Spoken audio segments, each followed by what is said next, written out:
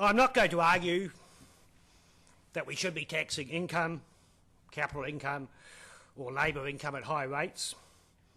I'm not arguing that 28% is too low an income tax rate. Low taxes generally are good. But tax revenue ultimately must cover government expenditure. The only alternative to taxes for government expenditure is theft. And governments do that largely by printing money and inflation. Although Michael also supports a land tax, which is another form of theft. From my personal point of view, basically I prefer taxes to theft. The real issue of the overall level of tax is the appropriate level of government expenditure. That's not our topic. My argument is that we should not, under an income tax, subject capital and labour income to different rates, with capital income tax lower than labour income, with a maximum rate of capital income of 28%. And now for some real-world reality. New Zealand has two main forms of taxation. One is the income tax, the other is GST. Income consists of labour income and capital income. Under an income tax, labour and capital income are both taxed. GST, which Michael only vaguely mentioned, second major form of our taxation, only taxes labour income. It does not tax capital income. Now, this is not the place to explain this in some detail, which is microeconomics, but think of it this way. GST is designed not to be borne by businesses. That's why we have input credits, that's why we have zero rating of exports. It does not tax a business, does not tax capital income. Therefore, it taxes labour income. Now, whole proofs about this, but basically GST is a tax on labour income. Take it as a given. It can be explained to you in endless detail, more than 20 minutes. Our individual income, top individual tax rate is now 33%. If we tax capital income at a maximum of 28%, we need to raise tax on labour income higher. The affirmative is effectively arguing that we should pull apart the income tax system and tax labour and capital income differently. That's their proposition. This is nonsense. It fails all the good tests of tax policy. What I'm advocating is a system designed by Sir Roger Douglas that taxes labour and capital the same under the income tax. The company rate is set at no lower than the top personal rate and the trustee rate. It's a self-reinforcing and coherent system where if one rate is altered, the others must follow. If you reduce company tax, you've got to reduce personal income tax. You then have GST, important part of the system, hardly mentioned by Michael, that alters the balance between capital and labour taxation. The more you increase GST, the more you are putting your weight, your balance on labour income versus capital. This meets all the tests of a good tax policy. The oldie is still a goodie. And you will note how very cleverly now that I've got Sir Roger Douglas' support, as well as Bill Clinton. Very persuasive. So what are the tests for good tax policy? Well, public economics text ends up with variations, but come down to basically three: efficiency, fairness, and simplicity. I add, as does IRD in its briefing to the incoming minister, coherence and intuitive sensibility.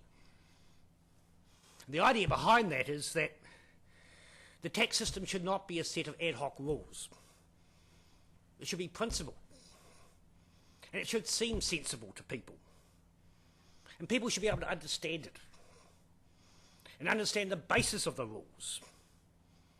And they should be actually able to guess the gist of the rules without having to look up 2 volumes of turgid tax legislation, or going to OCTC, the Office of Chief Tax Counsel, Martin here, for a ruling. Tax law should minimise surprise and uncertainty. And those are very important criteria for a tax system. And so let's compare the 2 systems. Michael's system, my system, the Douglas system, the Douglas-Clinton system. First of all, efficiency.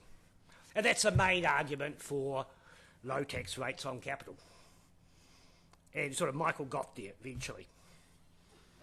It advocates lower tax on capital income on the basis that capital is more sensitive to tax and therefore should be taxed at a lower rate.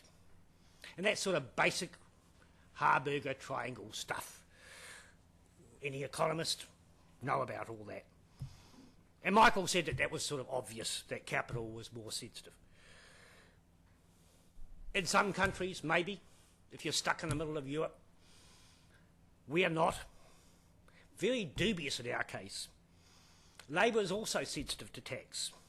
New Zealand has a highly mobile workforce. We are the most mobile people in the OECD and probably the world. Australia, by contrast, is the least mobile country, one of the least mobile countries in the OECD. If we just increase the tax on labour income, and we're holding basically government expenditure constant here, we're increasing the incentive for labour to move, just as capital can move. Our company tax. Well, capital itself is not, you just cannot assume it's always sensitive to tax. Our company tax is heavily reliant on the tax paid by Australian banks. I can't remember the percentage. A lot of our company tax is paid by those Australian banks. Does reducing the tax on Australian banks increase our welfare? Would it result in more branches around the country? Would that increase our welfare? Are you sort of feel enhanced by more branches of banks? Personally, no. Michael suggested that the banks would, if we decrease the tax on the trading banks, and we're talking about billions of dollars of reduction, that would not go to the shareholders. Oh no. That would be reduced margins. Well, if you believe that, vote for Michael.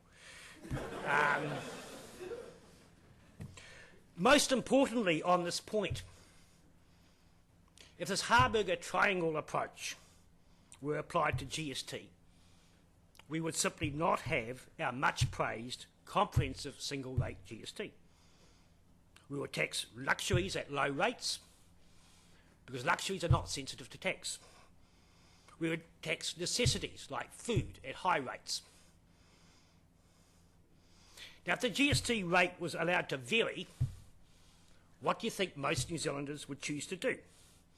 They would tax food at low rates and luxuries at high rates. The complete opposite of what economists say. What this says is that we slavishly follow Harburger triangles to their ultimate. In our tax design, we lose the plot. We boldly go where no New Zealander would follow. We would end up with a complete mess. The second criteria for good tax system, fairness. First of all, does fairness matter? And many sort of economists, say, well, fairness is, in the eyes of a beholder. Who cares? If fairnesses did not matter, we'd simply propose a poll tax. And we would not need this debate. We would just have a poll tax. Fairness is in fact essential. It's essential for voluntary compliance, and voluntary compliance is a basis for all tax systems. That, all these people running around, measuring the inventory on 31 March, how much does IRD know about that? Nothing. Voluntary, being honest is what the tax system relies upon by most people. It's also necessary for a sustainable tax system. The worst thing you can have in a tax system is one which changes. That creates uncertainty and welfare losses. So fairness is important, even to economists. Even if you're a person who just gets your jollies off by hitting poor people, it's still important. So you've got to get real. Taxing investors lounging on the beach at low rates of tax, while increasing the tax on those working double shifts, cleaning offices, and taxing them highly, which is what Michael is arguing for, it's not fair. I mean, whatever you think about Harburger triangles, it's just simply not fair. It would not be sustainable. It would not promote voluntary compliance. The third criteria is simplicity. Economists have no problem distinguishing between capital and labour income. You do your little graph. Labour income, capital income. And Michael said it was relatively easy. I'm sorry, the real world is different. Take the plumber. Operating through a company, taking income as dividends. Dividends look like capital income. They return from a company. That's capital. But in substance, they're partly labour and partly capital. Now, this debate is about should we go Nordic. Well, the Nordic are clever people. Somewhat dull, but clever. They've developed a mechanism to split the atom, distinguishing cases like this between labour from capital income. And that's sort of the ACE-type systems, which Nordic countries developed, and the Henry Review in Australia. Ken Henry, they don't have knighthoods over there. Ken Henry Review in Australia had the proposal to differentiate between capital and labour income in these cases. But the rules are complex, and they are arbitrary and ad hoc to some extent. For example, they say, well, as Michael explained, the first 5% return on capital is capital income. The rest is labour income. Why 5%? What's capital? You have to have rules about all that. They are very complex, much like the bill introduced to the House on tax last week. Extremely complex, ad hoc, and completely senseless. Anyway, that's the sort of rules you end up with. The most important thing is they make no intuitive sense to people. How many non-economists understood the Henry Review? Very few. How many economists understood the Henry Review? Very few. It sunk. That review sunk. Since few people understand the rules, we would destroy the coherence of our tax system because they're just ad hoc rules. Just like a GST at different tax rates. Talk about your Harburger triangles as long as you like. They would be arbitrary rules and seen as such and changeable in arbitrary ways and subject to political whim. The Douglas tax system, by contrast, is efficient, fair and simple. It makes intuitive sense and it's coherent. Why chuck it away on some theoretical whimsy? Now, I agree with those who say the Douglas system is a straitjacket on policy design. This is not an argument raised by Michael, but it's the most powerful argument for moving to a difference between capital and income tax system. If you want to lower the company tax rate, other countries in the world are lowering the company tax rate, you want to be competitive with them, you've also got to lower your personal rates and your trustee rate. That makes tinkering really hard. You can't just tinker because you've got to make big changes. They're costly changes. And politicians really hate that because politicians love to tinker. But I think a straitjacket is a damn good thing. I like it that politicians can't tinker with the system. It forces politicians to confront the real issue. And the real issue, and I think Michael agrees, is the level of government expenditure. So you can't just simply play with it. Now, Michael has sort of mentioned that to his view, surprisingly, the right wing is not as much in favour of lower taxes on capital income as he thinks they should be. Why is that? It's for that very reason.